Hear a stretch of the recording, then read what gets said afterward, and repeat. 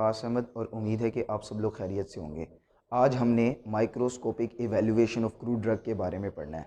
जैसे ही आपको नाम से ही ज़ाहिर हो चुका होगा कि माइक्रोस्कोपिक यानी हमने माइक्रोस्कोप का यूज़ करना है और क्रूड ड्रग की इवैल्यूएशन करनी है। इवैल्यूएशन ऑफ क्रूड ड्रग से रिलेटेड मेरा 2 लेक्चर्स पहले मौजूद हैं। आप जो है ना डिस्क्रिप्शन में जाएँ, वहाँ पे लिंक मौजूद है। वहाँ से अगर पहले वाले वो वाले लेक्चर आप ले लेते हैं ना, तो आपके लिए ये वाला ज़्यादा इजी हो जाएगा, क्योंकि इसमें हमने स्पेसिफिकली एक सब पोर्शन है माइक्रोस्कोपिक इवैल्यूएशन, उसी के बारे में फोकस करना है। देखिए हमने पढ़ा क्या था, हमारे पास जो इवैल्यूएशन होती है उसका मतलब ये है कि इन्वेस्टिगेशन करना। किसी भी क्रूड ड्रग को ह्यूमन बॉडी पर अप्लाई करने से पहले उसकी क्वालिटी को, उसकी क्वांटिटी को, उसकी प्योरिटी को, इन तीनों चीज़ों को चेक करना और चेक करने के बाद उसे ह्यूमन बॉडी पे अप्लाई करना। और जब ह्यूमन बॉडी पे हम अप्लाई कर लेते हैं उसके बाद बायोलॉजिकल इफेक्ट्स को चेक करना कि यार वो ड्रग्स कितने अरसे में ठीक कर रही है, कितने अरसे में ठीक नहीं कर रही, उसके साइड इफ़ेक्ट क्या है और गुड इफ़ेक्ट क्या है। ये तमाम की तमाम चीज़ों को नोट करना, ये तमाम का प्रोसेस, पूरा का पूरा process evaluation of crude drug कहलाता है। यानी आपने ड्रग ली, ड्रग पत्ता लिया, मिसाल के तौर पे मैंने पत्ता ले लिया और मुझे पता है कि इस पत्ते के अंदर एक ऐसी क्रूड ड्रग मौजूद है जो दिल का इलाज करती है, गुर्दों का इलाज करती है। तो अब वो पत्ता लिया, पत्ते की पहले स्टडी करना, उसके बाद वो जो क्रूड ड्रग है वो निकालना, उसकी स्टडी करना, उसके बाद उसको ह्यूमन बॉडी पे अप्लाई करना, उसकी स्टडी करना, और उसके बाद उसके इफेक्ट और साइड इफेक्ट को स्टडी करना। ये तमाम का तमाम जो पूरा का पूरा साइकिल है, इसको हम इवैल्यूएशन ऑफ क्रूड ड्रग कहते हैं। अब ये evaluation of crude drug 4 method से होती थी। पहला जो मेथड था उसका नाम था organoleptic evaluation of crude drug. वो हमने पढ़ लिया। हमने कहा कि जो सेंस ऑर्गन होते हैं उनको यूटिलाइज़ करना, यानी जो 5 सेंस ऑर्गन होते हैं, विजन होता है, टच होता है, स्मेल होता है, टेस्ट होता है, इनको यूटिलाइज़ करने के साथ साथ हम बताते हैं कि यार ये क्रूड ड्रग कैसा है। उसमें हम सिंपल मार्फोलॉजी स्टडी करते हैं, यानी सीड है तो सीड का कलर क्या है, शेप क्या है, पत्ते हैं, पत्ते के अंदर जो पत्ते के मार्जिन्स कैसी हैं, लीफ कैसे हैं, ऊपर हेयर सेल्स कितने हैं, वगैरह वगैरह। ये जो छोटी मोटी चीज़ें होती हैं जो हमें आंखों से नज़र आती हैं। टेस्ट हो गया, टच हो गया, ऑर्डर हो गया। जैसे हम टच करते हैं हमें पता लग जाता है कि यार ये रफ़ सरफेस है या स्मूथ सरफेस है। उसके अलावा हम ऑर्डर से चेक करते हैं, जैसे पुदीने के पत्ते हैं, दूर से स्मेल आ जाती है। ये तमाम की तमाम चीज़ें हम ऑर्गेनोलेप्टिक इवैल्यूएशन में पढ़ते हैं। उसके बाद हमारे पास आता था फिजिकल इवैल्यूएशन। उसमें मैंने आपको बताया था कि हम स्पेक्ट्रोमेट्री वगैरह, IR स्पेक्ट्रोमेट्री, UV स्पेक्ट्रोमेट्री, इन तमाम की तमाम चीज़ों से, मैथ स्पेक्ट्रोस्कोपी, ये चीज़ों से हम चेक करते हैं कि यार वाकई इसके आगे इसकी जो क्रूड ड्रग है इसकी स्टडी कैसे करनी है, यानी इसका जो रेशो आ रही है वो कैसे आ रही है, ग्राफ कैसे आ रहा है। उसके बाद हम फंक्शनल ग्रुप डिटेक्ट करते हैं। उसके बाद फंक्शनल ग्रुप डिटेक्ट करने के बाद हम उसका टेस्ट, ऑर्डर, ये सारी चीज़ें निकालते हैं। फिर लास्ट में हमने केमिकल पढ़ा था। मैंने आपको बताया था कि केमिकल इवैल्यूएशन में डिफरेंट टाइप्स के केमिकल टेस्ट करते हैं हम।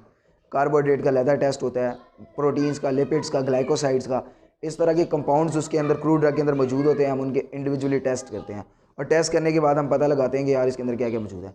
लास्ट में हम बायोलॉजिकल इवैल्यूएशन पढ़ते हैं। हम ह्यूमन बॉडी पर डायरेक्ट अप्लाई करते हैं और इसके इफेक्ट और साइड इफेक्ट पढ़ते हैं। तो आज हमने ना स्पेसिफिकली ऑर्गेनोलेप्टिक इवैल्यूएशन की जो सब टाइप है, कौन सी है, ऑर्गेनोलेप्टिक, जो पहली वाली इवैल्यूएशन थी जिसमें हम सेंस ऑर्गन यूज़ करते हैं। इसको मैंने आपको बताया था 2 चीज़ों में हम सब क्लासीफाइड करते हैं इसको।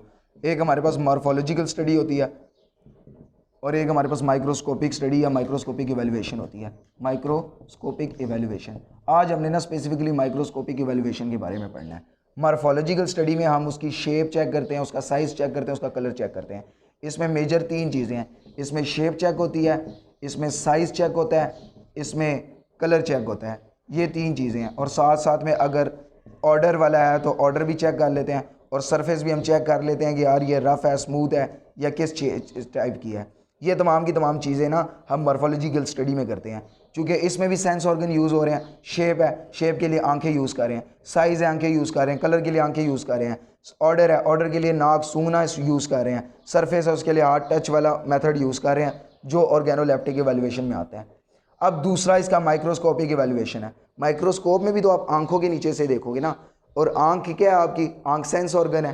तो ये जो माइक्रोस्कोपिक इवैल्यूएशन है, आज हमने इसके बारे में पढ़ना है। इसमें ना हम डिफरेंट टाइप की चीज़ें चेक करते हैं। इसमें हम सेलुलर लेवल पे जाते हैं। किस लेवल पे जाते हैं? सेलुलर लेवल पे जाते हैं। इसीलिए हम इसे हिस्टोलॉजिकल इवैल्यूएशन भी कहते हैं। Histological evaluation. अब हम ना सेल्स की अरेंजमेंट में जाएंगे। एक पत्ता ले लेंगे, पत्ते के अंदर सेल्स किस तरीके से अरेंज है, टिशू कैसे अरेंज है, उस टिशू के अंदर अगर सेल ले लिया उसके अंदर स्टोमेटास कितने हैं, उसके स्टोमेटास की रेशो कितनी है, पैलेसिडी की रेशो कितनी है, उसके अंदर रिंग्स कितनी है, जाइलम की कितनी है, फ्लोएम की कितनी है, ये तमाम की तमाम चीज़ों को स्टडी करना हमारे पास माइक्रोस्कोपिक इवैल्यूएशन कहलाते हैं। तो इसमें हमने क्या क्या पढ़ना है? इसमें हमने पढ़ना है स्टोमेटल नंबर। क्या पढ़ना है हमने? Stomatal number. स्टोमेटल नंबर के साथ हमने पैलीसाइड रेशो पढ़नी है। उसके अलावा हमारे पास ट्राइकोम्स होते हैं, लीव्स के ऊपर छोटे छोटे से सेल्स होते हैं, छोटे छोटे हेयर लाइक सेल्स। ये मैं आपको फुल डिटेल से बताता हूँ, अभी मैं आपको माइंड मैप बनवा रहा हूँ कि यार हमने माइक्रोस्कोपिक एवेल्यूएशन में बेसिकली पढ़ना क्या है। ट्राइकोम्स होते हैं, कैल्शियम ऑक्सलेट के क्रिस्टल्स होते हैं, कैल्शियम ऑक्सलेट के, ये भी डिफरेंट होते हैं। प्याज हो गया, प्याज के अंदर ये रोम्बिक शेप के कैल्शियम ऑक्सलेट के क्रिस्टल्स बनते हैं। इसी तरह हमारे पास सीना के पत्ते हैं, उसके अंदर ये किसी और शेप के बनते हैं, क्यूबिक शेप के बनते हैं। इसी तरह हमारे पास एक और पत्ता होता है, उसके अंदर जैसे डिजिटैलिस है, उसके अंदर ये डायमंड शेप के बन जाते हैं। तो डिफरेंट टाइप के कैल्शियम ऑक्सलेट के क्रिस्टल्स होते हैं, ये डिफरेंट होते हैं। इसकी वजह से भी हम किसी भी क्रूड ड्रग को इवेलुएट करते हैं कि यार ये दूसरे से डिफरेंट है या नहीं। हम फाइबर्स को देखते हैं, यानी जाइलम और फ्लेम की ट्यूब्स को देखते हैं। उसके अलावा स्टोमेटल नंबर हो गया, उसके अलावा वेन आइसलेट नंबर को हम देखते हैं। उसके अलावा अगर हम रूट्स ले रहे हैं तो रूट्स की नड्यूल्स को देखते हैं। उसके अलावा अगर हम स्टेम ले रहे हैं तो स्टेम्स के अंदर हम एनुलेशन को भी देखते हैं कि उसकी जो रिंग्स है, रिंग्स साल में एक बारी बन रही है, 2 बारी बन रही है, 3 बारी बन रही है, कितनी रिंग्स बन रही है। ये तमाम की तमाम चीज़ों को हमने माइक्रोस्कोपिक इवैल्यूएशन में स्टडी करना है। अब मैं आपको एक एक चीज़ डिटेल से बताता हूँ और एक एक चीज़ की ना सिर्फ एक एक एग्जाम्पल बताऊँगा, आपने सिर्फ एक एक। जब हम आते हैं माइक्रोस्कोपिक इवैल्यूएशन हमारे पास होती है ऑर्गेनाइज्ड क्रूड ड्रग की। ऑर्गेनाइज्ड क्रूड ड्रग वो होते हैं जिसके अंदर कोई ख़ास सेल्स हों या टिश्यूज़ हों। ऑर्गेनाइज्ड क्रूड ड्रग्स की होती है। देखें क्रूड ड्रग के सोर्सेज क्या हैं। अगर हम कोई भी क्रूड ड्रग प्लांट से हासिल कर रहे हैं तो किस किस ज़रिए से हासिल कर सकते हैं? या तो हम उसे लीव से हासिल कर सकते हैं, या तो रूट से, या तो स्टेम यानी बार्क से, या तो उसके जो फ्लावर्स वगैरह होते हैं, इन चीज़ों से हम हासिल कर सकते हैं। तो हम इनकी फुल अलग-अलग डिटेल पढ़ेंगे। या तो हम लीव से हासिल कर सकते हैं, लीव्स के अंदर कौन कौन से होते हैं। या तो हम बार्क से, यानी जो उसकी लकड़ी होती है, स्टेम होता है, उससे हासिल कर सकते हैं। या तो हम रूट से हासिल कर सकते हैं, और या तो हम फ्लावर से हासिल कर सकते हैं। इन चीज़ों से हम क्रूड ड्रग को हासिल कर सकते हैं। लीव्स की तरफ आते हैं। लीव्स के अंदर क्या क्या चीज़ें ऐसी होती हैं जिनको हम स्टडी करते हैं और हमें उसकी माइक्रोस्कोपी पता लगती है। हम क्या करते हैं, पत्ता उठाया और पत्ते को काट दिया, काटने के बाद उसके ऊपर उसको स्लाइड के अंदर रखा, उसके बाद स्पेसिफिक कोई स्टेन डाला जिसकी वजह से हमें उसके इंटरनल जो टिश्यू अरेंजमेंट थी, स्टोमेटल नंबर थे, ये तमाम की तमाम चीज़ें हमें नज़र आना स्टार्ट होगी। अब हम पत्ते में देखेंगे कौन कौन सी चीज़ें ऐसी हैं जो एक पत्ते की दूसरे पत्ते से डिफरेंट है। वो तमाम की तमाम चीज़ों की हमने लिस्ट बनानी है। एक चीज़ जो सबसे पहली चीज़ है वो है स्टोमेटल नंबर, कि जो स्टोमेटल नंबर्स होते हैं वो पत्तों के अंदर वेरी करते हैं।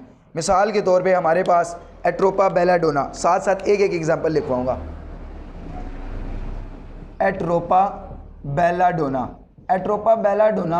बेलाडोना के जो पत्ते होते हैं उसकी जो लोअर सरफेस होती है, लोअर सरफेस हमें पता है लोअर सरफेस पे ज़्यादा होते हैं स्टोमेटा और अपर सरफेस पे कम होते हैं। इसकी जो लोअर सरफेस होती है उस पे तकरीबन 75 से लेकर 80 स्टोमेटा प्रेजेंट होते हैं, और जो अपर वाली सरफेस होती है इसमें 9 से लेकर तकरीबन 15 तक स्टोमेटा प्रेजेंट होते हैं। तो अगर हमारे पास एट्रोपा बेलाडोना का लीव आएगा तो हम क्या करेंगे, उसको सेलुलर लेवल पे अगर हम स्टडी कर रहे हैं तो हम सबसे पहले उसके स्टोमेटल नंबर देखेंगे। अगर उसकी लोअर वाली सरफेस पे 75 से लेकर 80 तक स्टोमेटा हुए तो हम बता देंगे कि यार ये जो लीफ है एट्रोपा बेलाडोना का है। यानी हमारे पास पहली जो सजेशन होगी वो ट्रिक हो जाएगी। उसके बाद सिर्फ हम स्टोमेटल नंबर से गैस नहीं करेंगे, और भी बहुत सारे लीव ऐसे होते हैं जिनके स्टोमेटल नंबर सेम होते हैं। फिर पहली जो हमारे पास सजेशन होगी ना वो ठीक हो जाएगी। उसके बाद हम फर्दर मूव आउट करते जाएंगे, 2-3 ऑप्शन और देखेंगे, वो जो 2-3 ऑप्शन और हैं वो भी ठीक हो जाते हैं। तो उसके बाद हमें पता लग जाएगा कि यार ये वाकई एट्रोपा बेलाडोना का पत्ता है। पहली चीज़ हमने देखा स्टोमेटल नंबर। स्टोमेटल नंबर हम लोअर सरफेस में भी अपर सरफेस में भी देखते हैं। दूसरी चीज़ हम देखते हैं when islet number. When islet number या वेन आइसलेट रेशो। हमारे पास जो लीव होता है ना, मिसाल के तौर पे ये लीव है हमारे पास, ये मैंने एक पत्ता बनाया, तो पत्ते के दरमियान वाली ये जो लाइन होती है इसको हम कहते हैं मिड लाइन। फिर मिड लाइन से ना यूं वेन्स निकलती हैं, यूं यूं यूं, ये फिर आगे छोटी छोटी वेनलेट्स बनाती हैं, छोटी छोटी वेनलेट्स बनाती हैं। और ये जो दरमियान वाली लाइन होती है मैंने आपको बताया इसको क्या कहते हैं, मिड रिब, मिड रिब। और ये जो किनारा होता है ना इसको हम कहते हैं मार्जिन्स, मार्जिन्स। अब अगर आप ये जो मिड रिब है, दरमियान वाली लाइन है और किनारा, इसके दरमियान में से कोई भी पर स्क्वायर मिलीमीटर एरिया निकालते हैं, कोई भी पर स्क्वायर मिलीमीटर एरिया निकालते हैं, यानी मिसाल के तौर पे यहाँ से लेकर यहाँ तक मैंने कोई भी चीज़ काट दी, थोड़ा सा पत्ता काट दिया, तो जैसे ही मैं थोड़ा सा पत्ता काटूंगा तो इसके अंदर ना हमें कुछ इस तरह के वेन आइसोलेट नंबर नज़र आएंगे, वेन आइसोलेट्स नज़र आएंगे, इस तरह के हमें ना छोटे छोटे आइसोलेट यानी माइक्रोस्कोपिक अरेंजमेंट ऑफ टिश्यूज़ नज़र आती है। अब ये जो माइक्रोस्कोपिक अरेंजमेंट ऑफ टिश्यूज़ है इसे हम कहते हैं आइसोलेट नंबर। क्या कहते हैं? Isolate number. अब ये जो आइसोलेट नंबर की रेशो होती है ये भी तमाम की तमाम लीव्स में वेरी करती है। देखें अल्लाह ताला का कमाल देखें, जैसे हमारी बॉडी के डीएनए तमाम के तमाम इंसानों के वेरी करते हैं। हमारी बॉडी के अंदर जो थंब नेल्स हैं, हमारे इंसानों के तमाम के जो थंब प्रिंट्स हैं, थंब नेल्स कह रहा हूँ, थंब प्रिंट्स हैं, वो भी वेरी करते हैं। इसी तरह जो पौधे हैं, पौधों के अंदर क्या क्या चीज़ें वेरी करती हैं? स्टोमेटल नंबर्स वेरी करते हैं। पौधों के अंदर ये जो आइसोलेट नंबर्स हैं ये चीज़ें वेरी करती हैं। ये देखें, ये अल्लाह ताला ने तमाम की तमाम पौधों को क्या क्या चीज़ें, अल्लाह ताला इसीलिए तो कहते हैं कि हर लिविंग ऑर्गेनिजम्स को मैंने डिफरेंट बनाया। उसके अलावा हमारे पास पेलिसाइड रेशो होती है। क्या होता है? पेलिसाइड रेशो। ये वो चीज़ें जो हम लीव्स के अंदर ऑब्जर्व करते हैं। प्लांट है हमारे पास एडहूटा वेजिका, एडहूटा वेजिका। इस एडहूटा वेजिका के अंदर ये जो पेलिसिडिक रेशो होती है ये 5.5 से लेकर 6.5 के दरमियान होती है। दोबारा समझिए, ये मेरे पास एक पत्ते का लीफ है, दोबारा अरेंजमेंट है मेरे पास। ऊपर मैंने आपको बताया क्या होते हैं? एपिथेलियल सेल, जबकि इसके नीचे हमारे पास ये हॉरिजेंटली पेलिसिडिक सेल्स मौजूद होते हैं पहली से, और नीचे हमारे पास स्पेस होती है जिसमें फ्लूइड पड़ा होता है, और यहाँ पे हमारे पास स्टोमेटा होते हैं। तो ये जो एक एपिथेलियल सेल है इसके नीचे कितने पेलिसिडिक सेल्स पड़े हुए हैं, इसकी रेशो भी डिफरेंट करती है, इसकी रेशो भी डिफर होती है। अब हम उसकी रेशो की बुनियाद पे भी जो क्रूड ड्रग्स की लीव्स होती हैं उसको हम डिफरेंशिएट करते हैं कि यार ये इस प्लांट का, ये इस प्लांट का। ये सिर्फ मैं एक एग्जांपल दे रहा हूँ एडहूटा वेजिका की, और भी डिफरेंट लीव्स होते हैं और हर लीव्स के अंदर ये रेशो वेरी करती है। एक चीज़ हमने पढ़ ली stomatal number, vein islet number, palisadic ratio. चौथी चीज़ हम कैल्शियम ऑक्सलेट के क्रिस्टल्स देख लेते हैं। कैल्शियम ऑक्सलेट, पहली बात तो ये है कि कैल्शियम ऑक्सलेट बनता क्यों है पौधों के अंदर। देखें हमारी बॉडी के अंदर जो आयंस होते हैं, हैवी आयंस, उसको निकालने के लिए लिवर और किडनी है। इनकी बॉडी के अंदर हैवी आयंस को निकालने के लिए कैल्शियम ऑक्सलेट के क्रिस्टल्स होते हैं। इसके अलावा जो लीव्स होती हैं यानी पौधे होते हैं उनको कैल्शियम चाहिए। हमारी बॉडी के अंदर जो हड्डियाँ होती है, दांत होते हैं, कैल्शियम वहाँ पे स्टोर हो जाता है, लेकिन पौधों के अंदर कोई स्टोरेज ऑर्गन नहीं है।